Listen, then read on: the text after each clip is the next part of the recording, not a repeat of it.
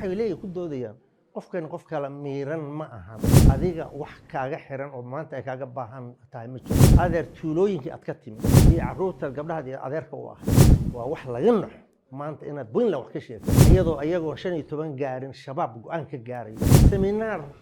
kuma siin karno qof maskaxdiisu hurdaad tahay waxaan rabaa inaan hal kelmad ama laba kelmadood iraahdo shakhsi mas'uul ah oo Soomaali ah oo madax soo noqday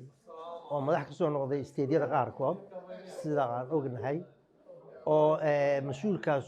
dawladii ku meel gaarkana mas'uul ka soo noqday oo muddo dheer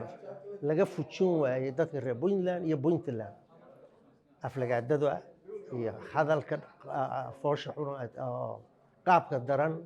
iyo hadalla aan qof mas'uul ka soo bixin ba ka soo baxaya shakhsigaas anigu familigiisa dad badan oo aan garanayaa isaga laftiisa personally baan soo garanaynaa ma ahan nin carruur ma aha waa nin weyn odaya waa nin mas'uuliyad soo qabtay ninka kale waxa uu leeyahay markii dooda la geliyay oo dadku ay cabireen ninkan jagooyinku soo qabtay iyo wax uu ku hadlay markay isla fiiriyeen waxay yiraahdeen dadka qaar anigoon caayeen cidna caayeen qaar waxay leeyihiin ku doodayaan qofkan qof kala miiran ma ahan bay leeyihiin qof kala miiran waad garan kartiin afka Soomaaliga ma kala miiray leeyihiin qaarna waxay leeyihiin ninkan isirnacayb ba ku jira wadaybada way slice labada dhinacba ki aad u qaadi labada midna akhlaaq kama muuqato maadaama aan midna akhlaaq ka muuqan anigu fasiraad baan ka bixinaya reerkiisa dad caa'iladiisa baan rabaa inaan u dhiibo clipka aan halka duubayo waxaan rabaa clipkaas inay dhageysiyaan iyagoo waxba u sheegin hadduu yiraahdo cidda laga hadlayo ma garanaysa markii la yiraahdo ma garan mayo waa sida dadku sheegaya waa qof kala miirmin weeye hadduu yiraahdo waa aniga qofka laga hadlaa oo uu garto intaas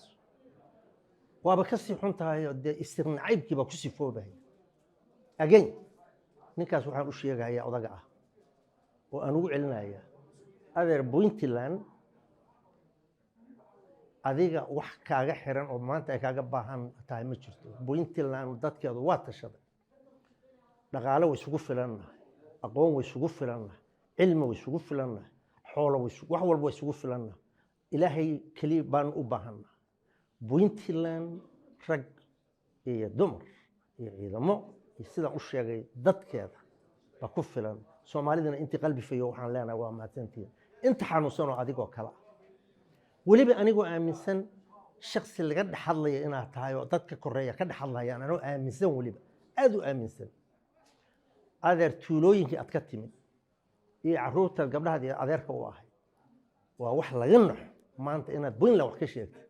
iyadoo ayagoo 15 gaarin shabaab go'aan ka gaaray mustaqbalkooda iskuuladooda xiran yihiin noloshoodii baabaasan tahay waxaad logta ka dhacay xagga dhibaatada ka jirta waad ogtahay dhulka ka soo jeeda waxa ku fiicnaan lahayd seminaar kuma siin karno qof maskaxdiisu hurdaad tahay laakiin ma ayaga ma aha waa dhaqanka ka arkay laakiin asbuuc inaad noogu timaadid balaad aragtid waxa Puntland ka jira soo koobahaya oo aan cid walba u sheegay Soomaalida inta caafimaadka qabta oo nagu taageersan dagaalkaas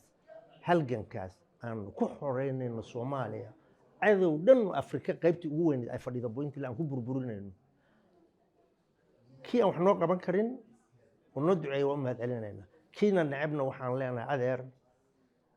beeraleydu waxay yiraahdaan ka waawo beerayninba waa kolkiisa Puntland waa adkaanaysa waana guulaysanaysaa wabillahi tawfiiq salaamu calaykum waraxmatullahi wabarakaatuh